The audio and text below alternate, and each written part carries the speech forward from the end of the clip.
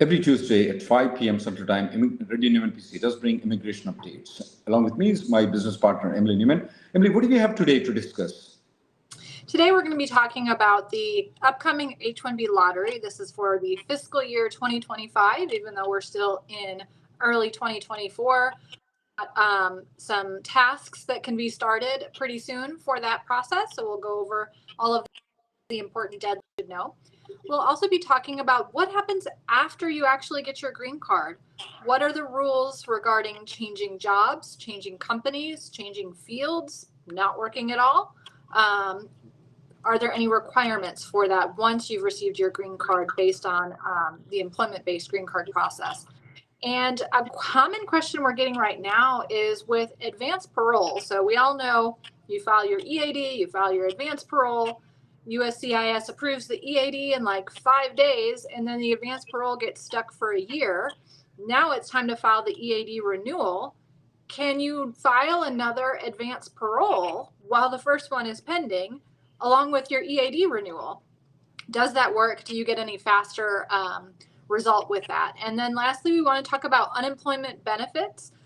There are a lot of immigrants who are not able to take advantage of them in the event of a job loss, but some are. So we'll talk specifically for those with H4 EAD as well as the GC EAD. What are your rights? What can you do? What should you not do when it comes to unemployment benefits? And I just want to remind people, if we have new people here, remember to subscribe to our YouTube channel so that you'll get the updates whenever we go live, because we do our Tuesday live every week, but we also do a lot of other videos, both live and uploaded, to keep you updated on all of the latest. So be sure to click subscribe. So Emily, of course, we know that every year the H1B lottery goes on in the month of March, and previously we have seen fraudulent people filing multiple applications. Now USCIS has prohibited. I mean, it doesn't make any advantage for the people. It's not prohibited, but it's doesn't make an advantage if people file with 10 different companies, but they still will be counted as one person. They said they're going to change the fee structure and certain other things. Didn't look like they did not change the fee structure, of course. It's still the same $10 fees. Can you explain some of the key deadlines, Emily? When can the employer register themselves with the USCIS on their USCIS website? When is the first day of filing the H1B lottery? And when is the last day of filing the H1B lottery?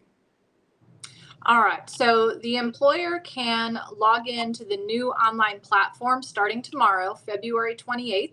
Now, if they already have a My USCIS account, when they log into that account, it will automatically roll over to the new version. If they don't have a My USCIS account, then they will just create an account in the new system. I will caution them. I'm telling all of my clients, don't do anything on February 28th, please, because I can guarantee you there are going to be glitches. This is USCIS. They have already had glitches when they've rolled other people over into the system. A lot of attorneys use this system for their asylum applications, and when they got upgraded last week, all of their applications were wiped out. So now they're having to go back and fix all of these glitches. So please tell your employer, hold off, don't do anything tomorrow, give it a day or two, let all the dust settle, let them work out the glitches, let someone else have the headache, and then go ahead with it. And for our companies, I'm suggesting that they wait, let me create my account first for them, and then I'll send them instructions and an invitation for them to do what they need to do on their end, because I think connecting the attorneys with the companies is also going to be glitchy. So hopefully if we do it that way, rather than having the company create their account and having to go back and add an attorney, I think it'll be easier going the other way around. Next up, March 6th is when the lottery registration window actually opens. So that's when attorneys and companies can go in and collaborate in this new online system to submit the registration on your behalf starting at noon Eastern time. And we have until March 22nd at noon Eastern time. So make sure you get it done before the 22nd. There's always some last minute ones that happen on the last day. And I've been there frantically typing at 11:59 noon and the system's done and you don't get it done in time. So please don't wait till the last minute. Again, I don't recommend doing the registrations on March 6th either, even though that's the first day, because again, there's going to be glitches. There were glitches last year. They had to actually extend the window by 3 days because of the glitches that happened the first 3 days. So I'm going to wait until probably closer to March 10th before I start my registrations to let all of that get worked out. But most importantly, don't wait till the last minute. Regardless of whether you're registered on March 6th or March 22nd, your chances are exactly the same. You don't get any kind of benefit by registering early.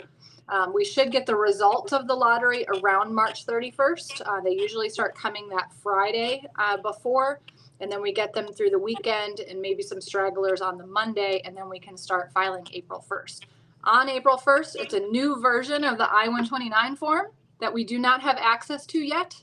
So be careful of that and make sure that you're filing with the correct version of the form. And the filing fees go up on April 1st. So make sure the correct filing fee is paid. This is where the extra $300 or $600 for the asylum program is required. And the base fee of the I-129 for H-1Bs goes up from $460 to,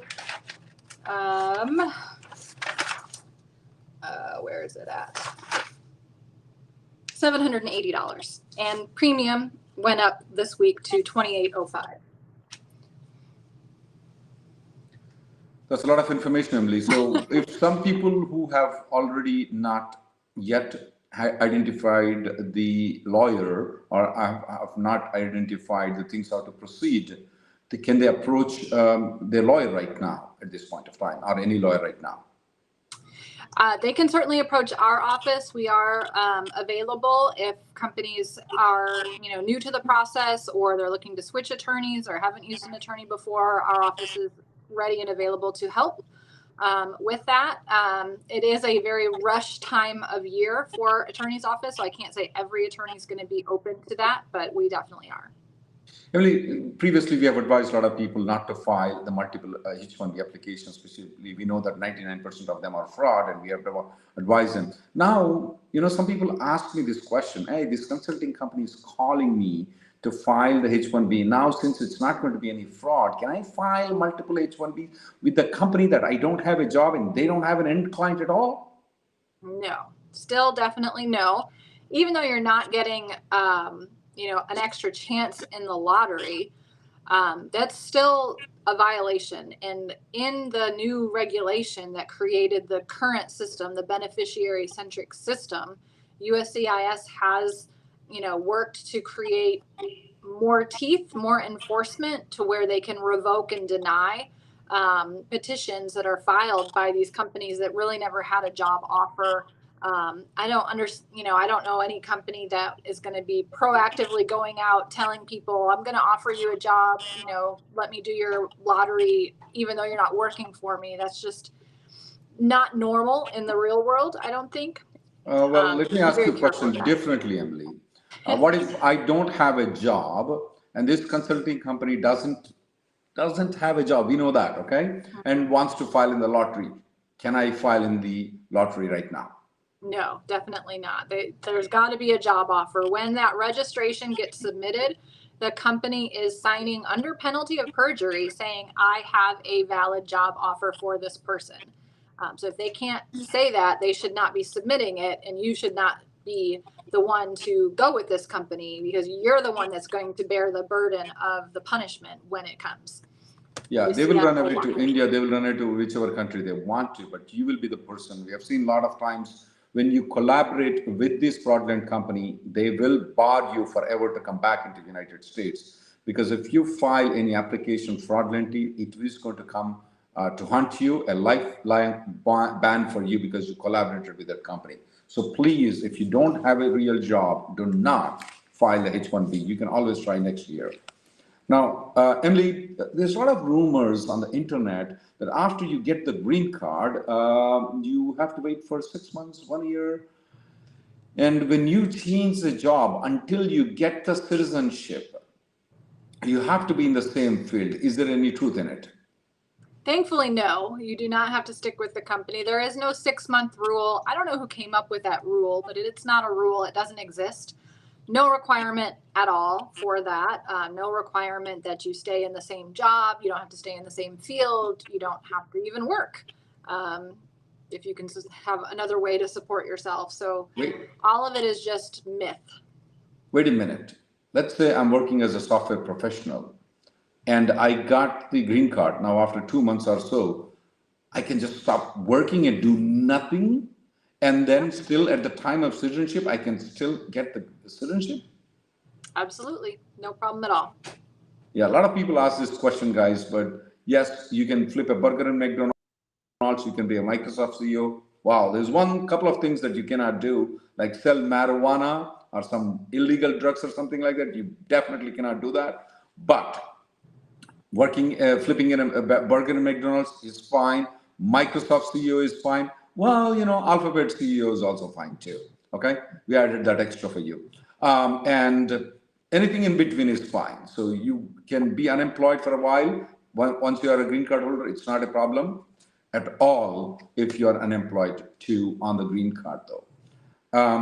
Anything else, Emily, before I go to the next topic? Nope. A lot of people are asking this question, Emily, and I don't know, it's a rumor, maybe it's true. There is some truth in it too. So people have filed advance parole in January of 2023. Their advance parole is still pending right now, and their EAD is coming for extension right now. They're within the 6 months span of the EAD. Do you see any harm if they file advance parole again? Because sometimes the second one is getting approval faster, is the rumor.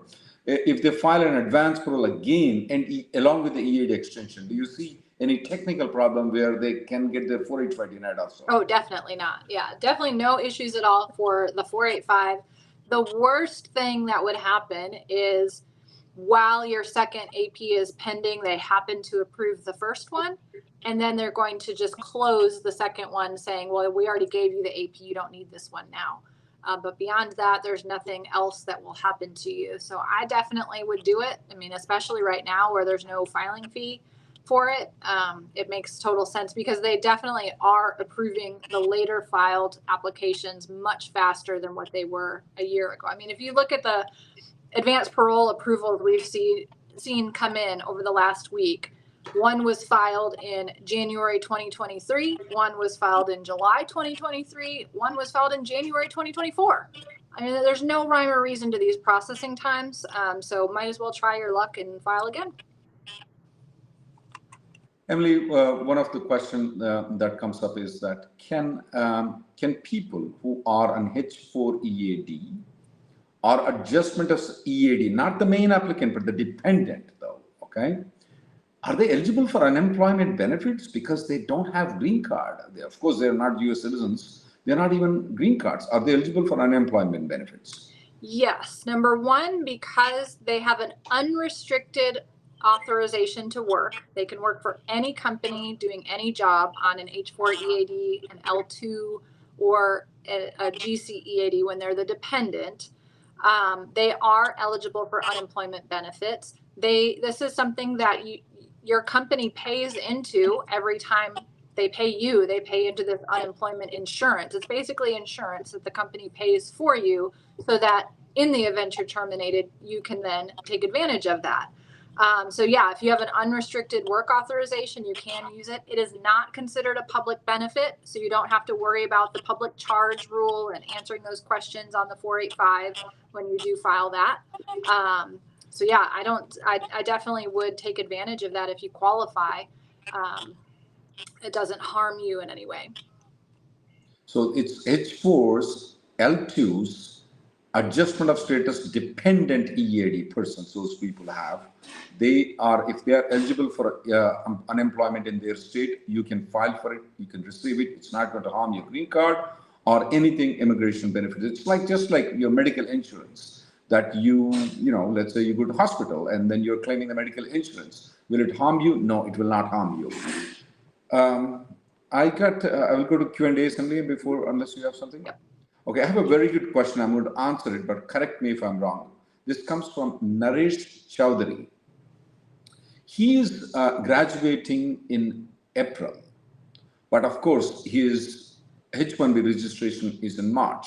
And we all know that when we register in the H1B, we have to say that whether employer is applying in the master's quota or employer is applying in the bachelor's quota. His question is, since we are doing this one in March and he's going to graduate in April, can he apply in the master's quota? Answer is yes, you can apply in the master's quota, because by the time you're filing, you would be graduating. So I don't see any reason whatsoever at all for you in filing the in master's quota. You can file in master's quota.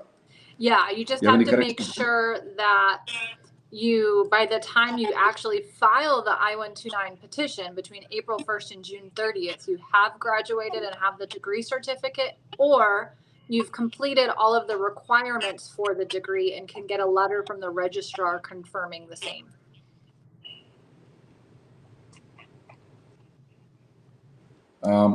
As an employee, do we also need to create my USCIS or H1B lottery registration this year? This question comes from Sumit Singh. No, you don't need to create any my USCIS account for you to get registered in the H1B.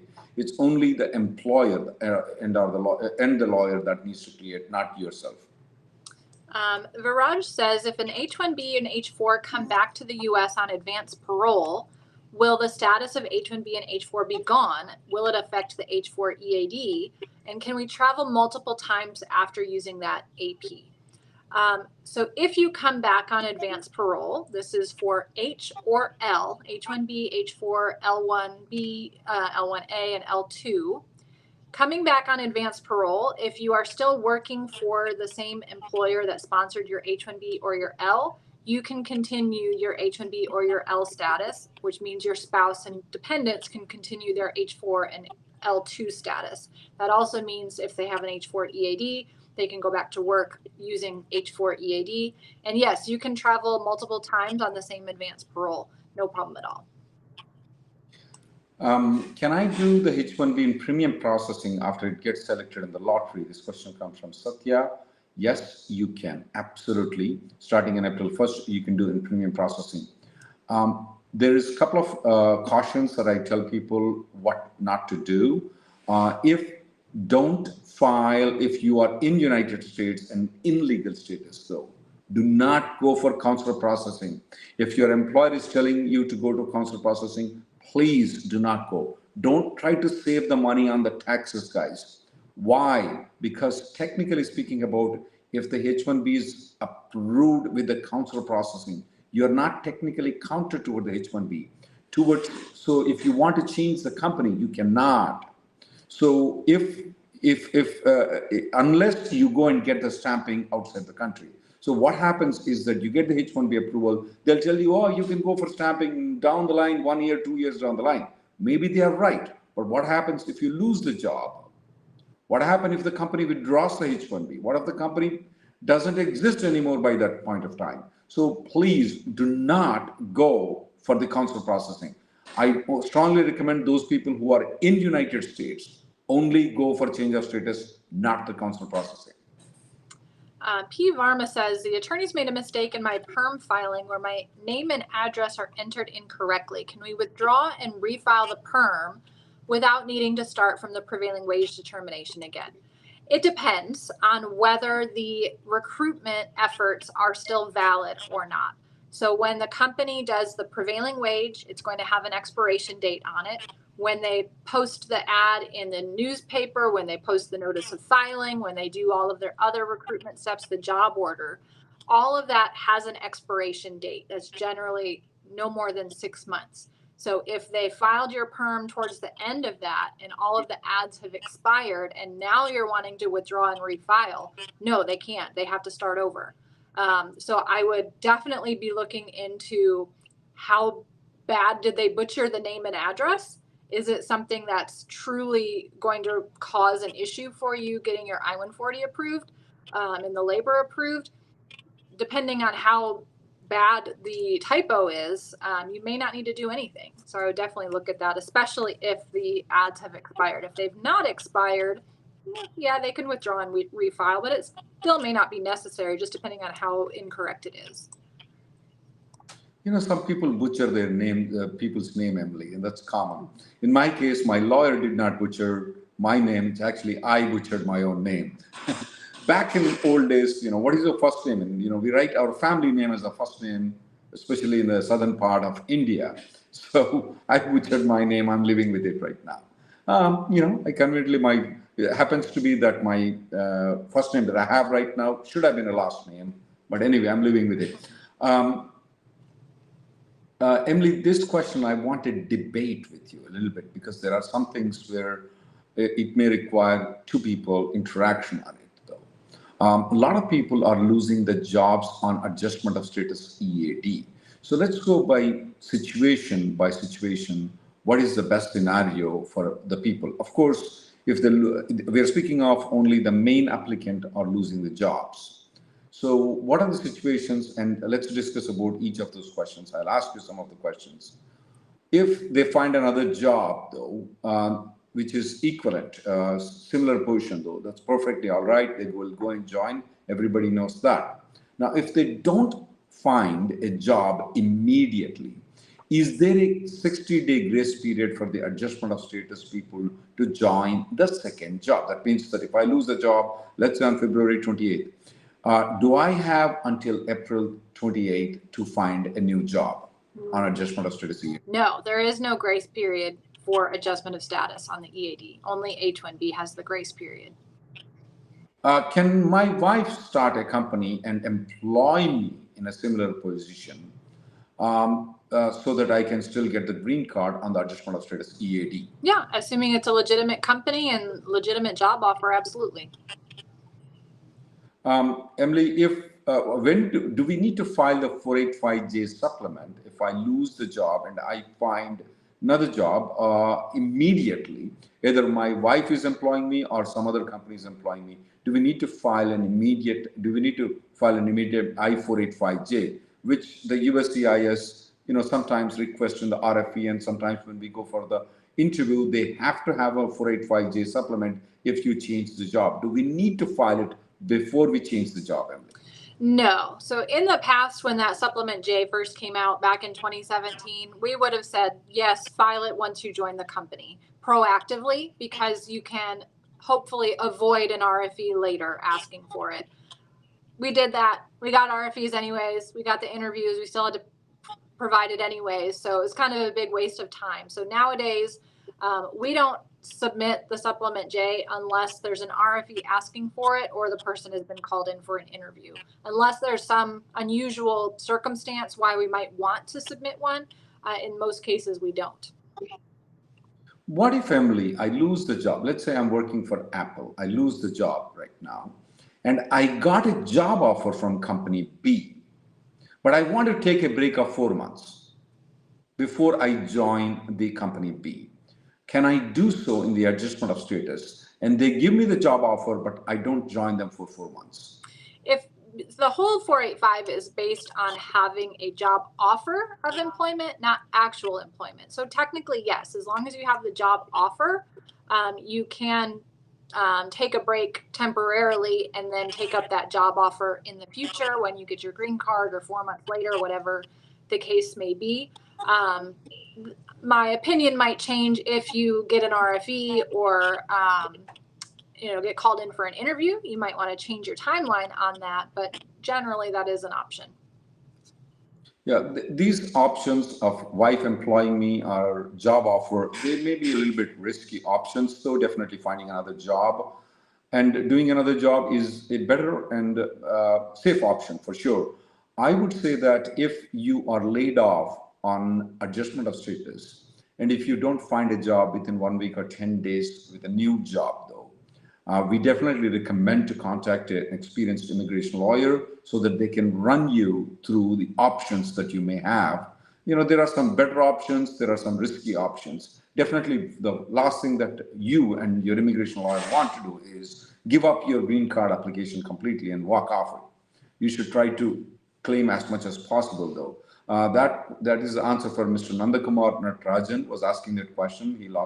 He's unemployed.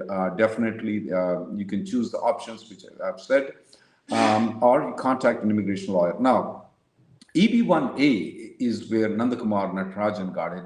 EB1A might have a lot more flexibility as compared to any other adjustment of status employment, where if a person does not find an employment, they probably have a little bit more leeway compared to the other people, because it's a self-petition, it's given because of your caliber where you are at.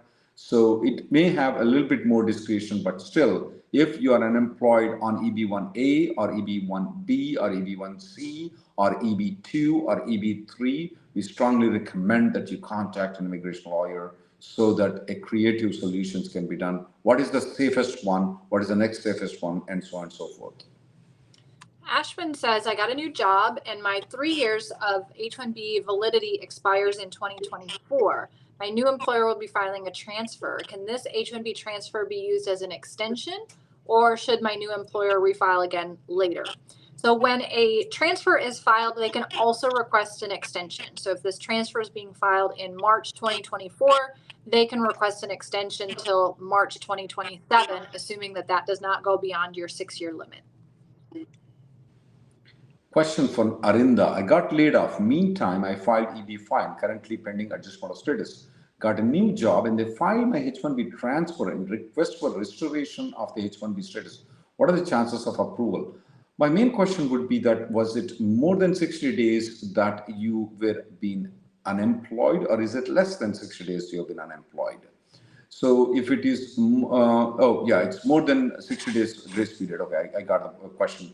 It's going to be very risky for them to, there is a very high chance that they may approve the H1B, but not the I-94. That means that you may have to, it may not be valid to work based on that H1B because it crossed the 60 days. There is a chance they may give an I-94. If they give an I-94, you're in good shape. Vamsi says, can I apply for employment-based and family-based green cards simultaneously? Yes, absolutely no problem with that at all.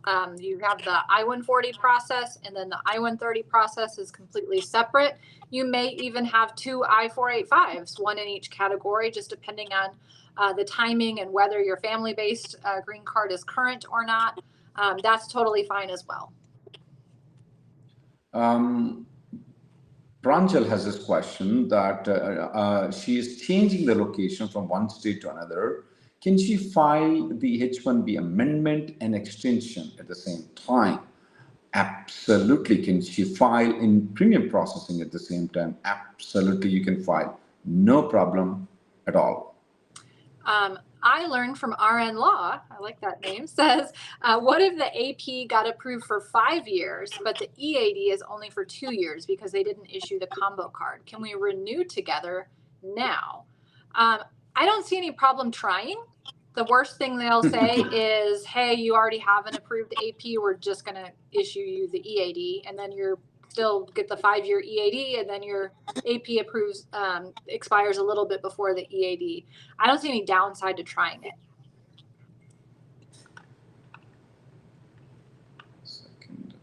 Nagi says, my spouse's H4 and H4 EAD renewal are in process. Can she continue to work after her EAD expiration? No. A lot of people are confused about the automatic EAD renewal that happens. There is a 180-day automatic EAD extension for H4 EADs, but there's a caveat. It only works if the H4 has already been extended beyond the end date of the current EAD card. So if your H4 is expiring and your EAD is expiring on the same date and neither of them are approved, you have to stop working. Now, there's a workaround. You could potentially, if the H-1B has already been extended and you're just waiting for the H-4 and the H-4 EAD to be adjudicated, you could potentially travel to Mexico or Canada, do the Margarita switch, less than 30 days. You don't need a valid H-4 visa stamp. And when you come in, you show the H-1B holder's extended H-1B. And you ask to be admitted until that expiration date. And if you get a new I-94 for the time that the H-1B has been extended, now you qualify for the automatic EAD extension because you have a valid I-94 that is not expired and you have a pending EAD that was filed before the last EAD expired.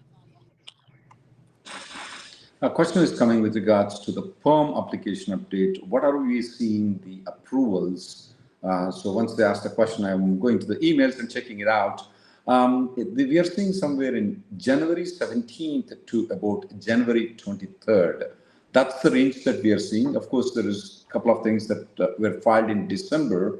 We noticed that they were also getting those things, but mostly in January 17th, January 18th, those are the dates we are seeing the approvals right now.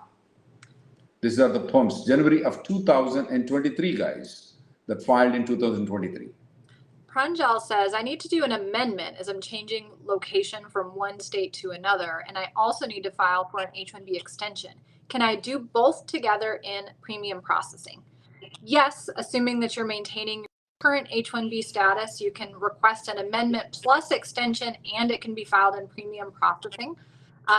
The filing fee can get a little bit tricky with that because an amendment is usually just the base filing fee of $460. But if you're doing an amendment plus extension, the company may also need to pay the additional $1,500 or $750 acquia fee, depending on whether it's a first extension or a second extension. But yes, it is doable. Krishna Kumar, on H1B, can I start a corporation that invests on the stock market? Well, Krishna, with regards to starting the corporation, I may want you to request to contact a lawyer.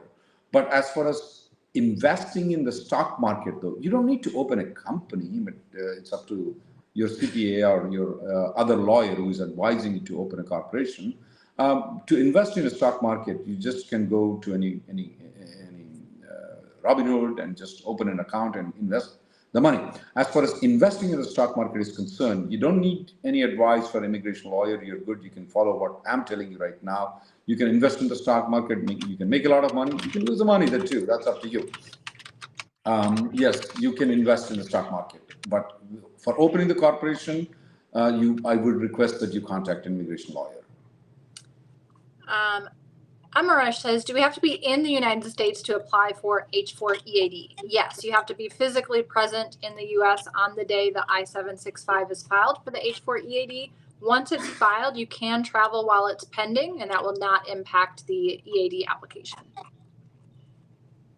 Nishant has this question. Can a spouse who has H4 EAD continue work in USA while the primary H1B applicant has moved to another country for work, but the H1B has not been cancelled?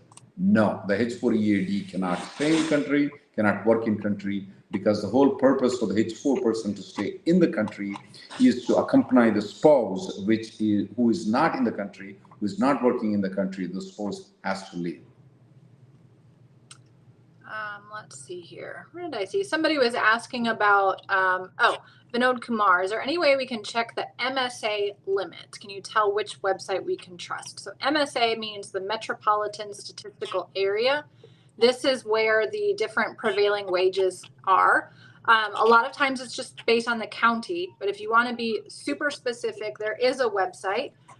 It is the Office of Management and Budget, and it's a, how many pages is this thing? 228 page document where you have to use Control F to find your city, and it will tell you what MSA it is. We do have an article on rnlawgroup.com. It's called Moving H-1B and E3 Employees to Unanticipated Work Locations. So if you Google rnlawgroup.com and Metropolitan Statistical Area, it will take you to this article. In that article, it'll take you to the website where you can look.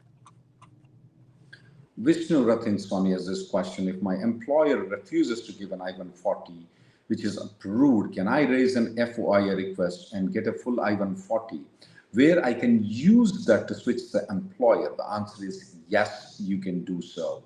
You can use the FOIA information to switch the employer. Will the employer be notified? No, the employer will not be notified. Subbu SAP has this question. Can we do multiple registrations for H1B? I mean multiple companies. My answer is simply no. There may be some exceptions to it, but I want you to consult with a proper immigration lawyer, because previously in 2020, 2021, 2022, and 2023, there were some improper immigration lawyers that has advised to file the multiple application, that have endorsed on the YouTube multiple H1B applications, which some of them, even the lawyers ended up getting prosecuted though. So definitely the answer is no. There may be some exceptions, especially if you are very talented, you got a job with Apple and you got Google, both of are trying to get you, and then you're trying to choose which one. Then after consulting a lawyer, then you may in certain circumstances do multiple filings, but for 99% of the people, no.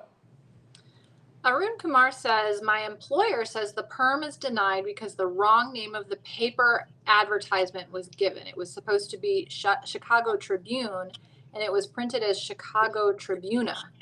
Is there any chance to get it approved at all? I would wonder if that's really why it was denied, because that, I don't think they would deny for that. If they did, and that's the only thing they denied for, yes, I think you've got a very good chance of getting it approved on a request for reconsideration, because that is not material. It's clear a typo. And the Chicago Tribune clearly exists. There's no such thing as Chicago Tribuna. I would wonder if there's not something else that happened in that PERM. Galela Rajkumar has this question.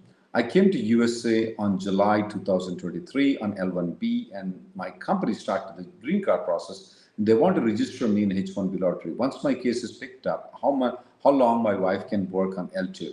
There are a couple of things, Galela Rajkumar. First thing is that your company is the best company that I can find in the entire planet. They're doing very right thing for you. However, there are some ways where you can get back to L1 and L2 without going to the immigration, okay? So there are very clear solutions though. First thing is that I have to tell you that once your H1B starts, which most probably will be October 1st, she has to stop working. I'm assuming that when they file the H1B, they're going to file the H4 along with the H1B. So October 1st is where you have to stop working. But once the H1B is approved, okay, there are some creative ways where you can stay 2 days in the United States. That is October 1st and October 2nd. You can go to Mexico. You can have a margarita there along with your wife, and you come back on L1 and L2 again. That's called margarita switch. So here, what we are trying to do is that you will be counted toward the H1B, and then you will switch back to L1 visa in that way that your wife can continue working. At a later date, if you want to switch to H1B, yeah, you can do the same thing again. You can just go to Mexico and come back with the H1 and H4. These are creative solutions. So what I would suggest you at this point of time, if you got selected in the H1B lottery, okay, contact an immigration lawyer, how this margarita switch works, okay? Well, this margarita name is invented by Emily, me, and one other person, so that people can understand so easily about it. So please contact us. We will guide you better on that. Raj says, I'm an L1B with my current employer A, and I have an approved H1B without the change of status for employer B. Can I now transfer my H1B to employer C with a change of status?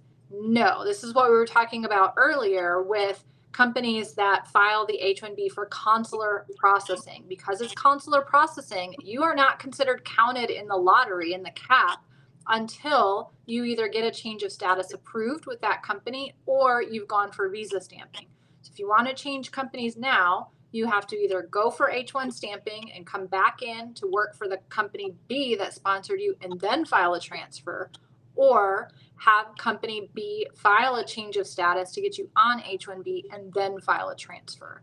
But if you just, now, all that to say, sometimes USCIS doesn't follow their own rules, and sometimes they approve these, but there's a very good chance that they will not approve it on the grounds that you aren't actually counted in the cap. Pawan Kumar is asking the question, have you seen any approvals filed in February 2023? Zero, zip. The latest I've seen was January 23rd, 2023. Nothing in the month of February. Siddharth Jain has question, my father is having a knee surgery. Can I request my 485, my AP is pending for 6 months. Can I request for an expedited request? Anybody can request an expedited request. Sometimes they grant it, sometimes, most of the times they don't grant it. Knee surgery is enough. Father is sick is enough. Sometimes it's enough. Sometimes it's not enough. It depends on the officer, though. For most of the expedited requests, I would say only 5% of them. Expedited requests, maybe 10% of them are successful. 90% of them not successful. Yeah, knee surgery may be successful. Sometimes, maybe it may be successful. You can try that. But don't make any travel plans until you get the approval in your hand. Kieran says, I have a 485 pending and I have the EAD, but I'm using the H1B. And I have a mechanical engineering background. If I get an MBA, can I switch to a job that requires an MBA on the H1B, even though I have a 485 pending based on my mechanical engineering background? So you can switch the H1B, assuming that the job offer from the new company requires a degree in business. Those can be difficult to get an H-1B approved because business usually isn't considered a specialty occupation. So I would caution you on that. But yeah, it can be a problem for your 485 because to change jobs with a pending 485, the new job has to be in a same or similar occupation as the job that you were originally sponsored for. So if you're completely changing into a business field and not doing anything related to mechanical engineering, that may not work for your 485. Austin has this question. He has used up 2.5 years of H1B. He has 3.5 years of H1B. He has 3.5 years H1B left. Is it too late to start PERM? No, it's not too late to start PERM.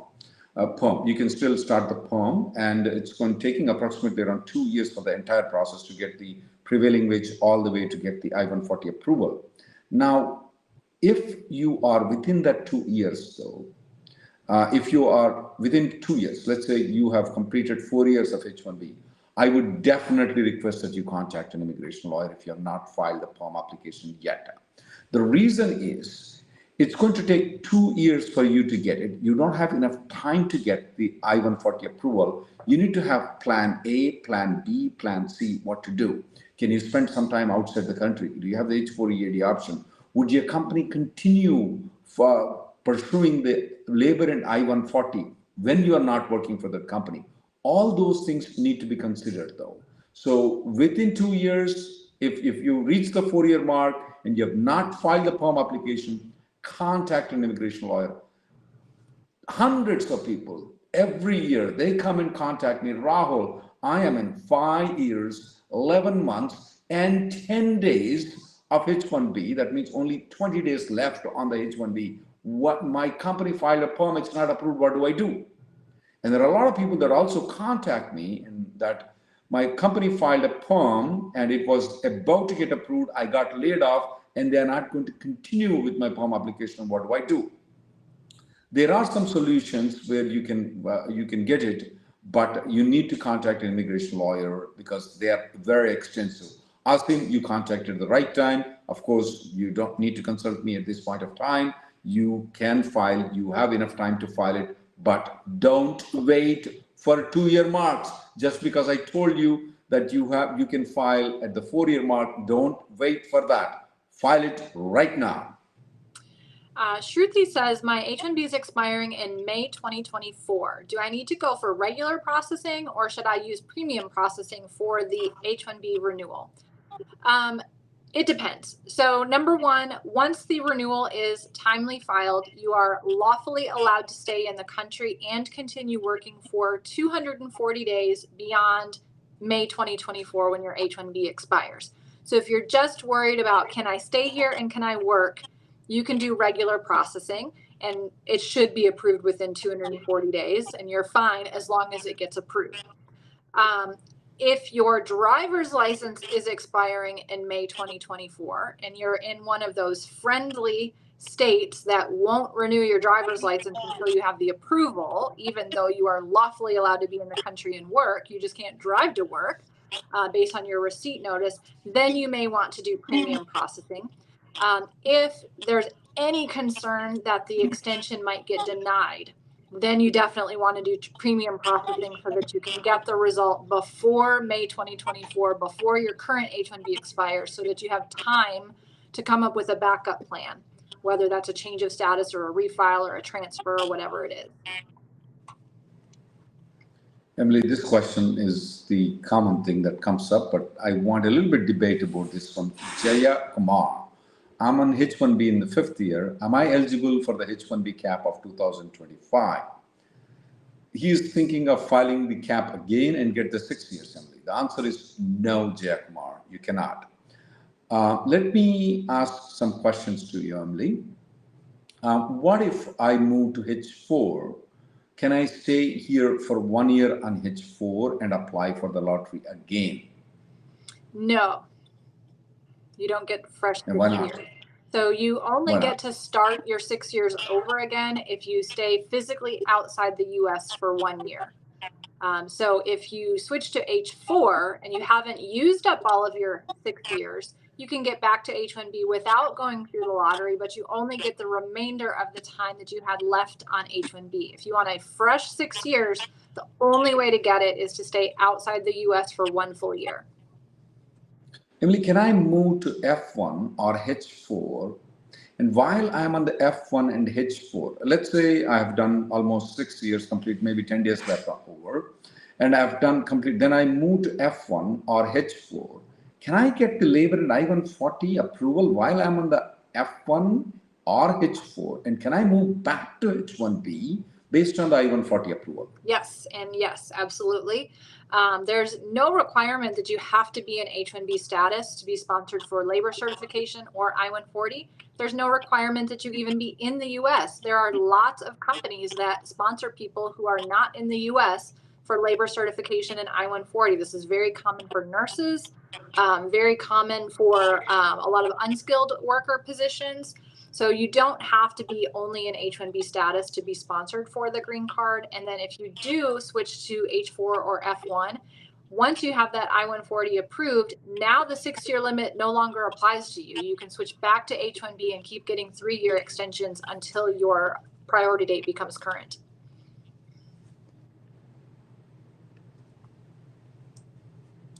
Deepak is asking the question, he has overstayed for a period of time after the I-94 expired.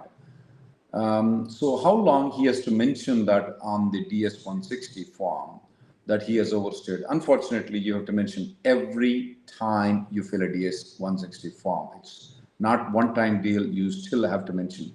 They may still, because you already got the stamping after you have mentioned, they may still put you through the drop box, even though you may have overstayed for a little bit time. Siddharth says, will going for my father's surgery be reason enough to expedite a pending? Emily, you got that one already?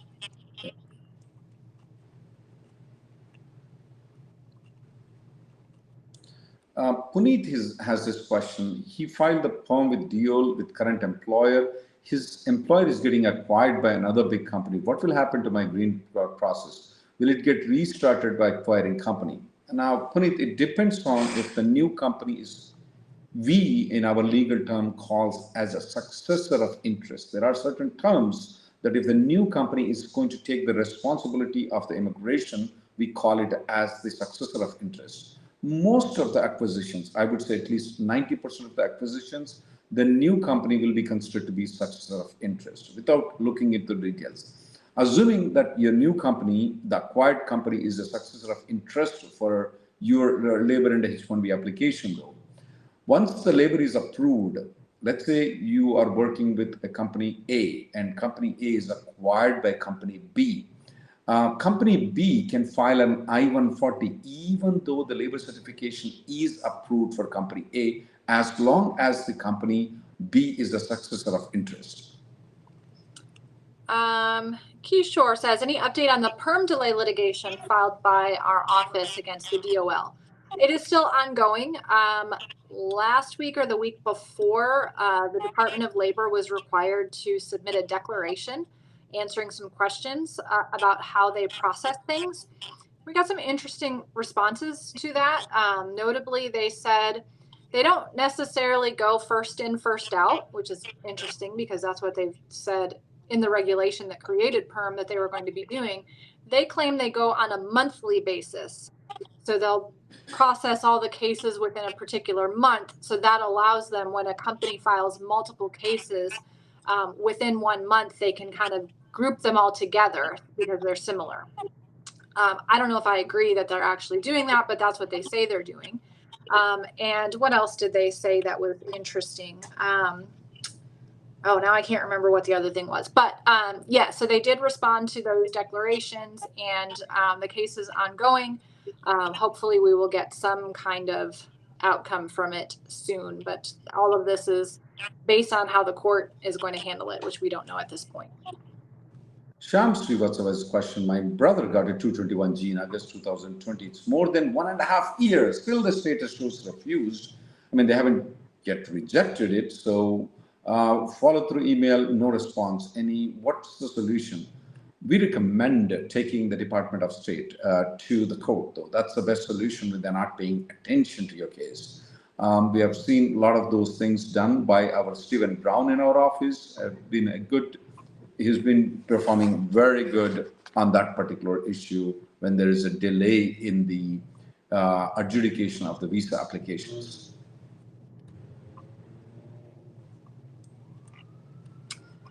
Let's see here. Ashwani says, is changing jobs quickly a problem? I have an approved I-140, but I'm not liking my new employer. The only time it's a problem is if that employer is the one that got you that approved I-140 and you've been with them less than 180 days after that I-140 is approved. Because if you leave them within 180 days of the I-140 approval, they can withdraw your I-140. And that means you cannot use that I-140 to get more H-1B extensions with any other employer. Your spouse cannot use that I-140 to get H4 EAD or H4 EAD renewals. So that would be one issue. And then if you have the 485 pending and you want to leave a company, you also have to think about 180 days from the time of filing the 485, because if you leave before that, you don't qualify for AC-21 yet. So those would be the other issues. But if you're just talking about, I just filed an H-1B transfer, got it approved 2 weeks ago, joined the company, and I hate it, and now I want to file another transfer, totally fine. Is changing jobs quickly a problem? I have an I-140. That's what I just answered. No, I focus on reading them. I don't focus on listening to you. Okay. Is there any update on Stephen for the 485 pending inventory or numbers? Yes, there is an update. USCIS updated actually their website with and they responded to Stephen, but at this point of time, I do not have the exact knowledge about it. Maybe we will try to come next week, especially with the Department of Labor, the pending labor information, and also FOIA on the I-485. Are you looking at it? I think Stephen did a short video recently on that. It's not a live. Let me just see here. Maybe. Oh yeah. 3 months ago. Never mind. I'll have to get him to do a new one. Yeah, we will try to update you next week though, because Stephen will be busy. He's the head of the non-immigrant department and also the litigation department in our office. Is going to be a little bit busy on the H-1B though. But we'll try to update you next week on the I-485 freedom of information and the PERM labor delay litigation. We're going to update you what's going on. Ranjan says, I have a concurrent H-1B and I'm working for 2 jobs. If I lose the primary H-1 job, can I just continue with the H-1 with the concurrent job? No. You need to file a transfer from the main job to the concurrent job, because your concurrent H-1B is only valid if it's concurrent to another company. Then can I get stamping done based only on my concurrent approval? No. So you would want to file an H-1B transfer from the original main company to the concurrent company. Then you can go for stamping with the concurrent, with the transfer approval from that concurrent company. My prior date is May 2014. Any hope the dates becomes current in the next 3 years? Kiran, I'm the worst predictor of the priority date, and the next worst person in predicting the priority date is my colleague and business partner, Reddy Neumann. We did bring in Charlie Opinium to our show for you to ask question. We'll try to bring him back again. He was correct at least 99% of the time, or even 100% of the time, because he has the inside knowledge. He was the one who was changing the dates. We'll try to bring him on the show again next time so that you can ask that question. We'll announce that he's going to come so that you can come and ask the question directly to him. Santosh says, I'm on H4 EAD and have been working for a software company for 31 months. My company is ready to file the H1B this year, but I have a Bachelor of Pharmacy degree. Is it good enough for me to apply for the H1B because I don't have 3 years of experience?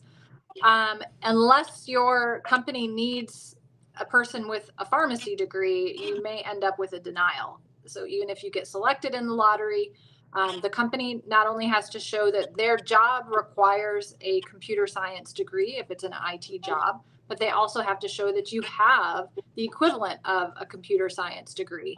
And so usually that does require 3 years of experience when it's a non-related degree. You can maybe have an education plus experience evaluation done, or ask one of the companies that does those to see if there's any way with your combination. Maybe you've got experience abroad that you're not thinking of. Maybe you have a postgraduate diploma or something. But based on just the B-Pharm degree and 3 years of less than 3 years of experience, you might end up with a denial.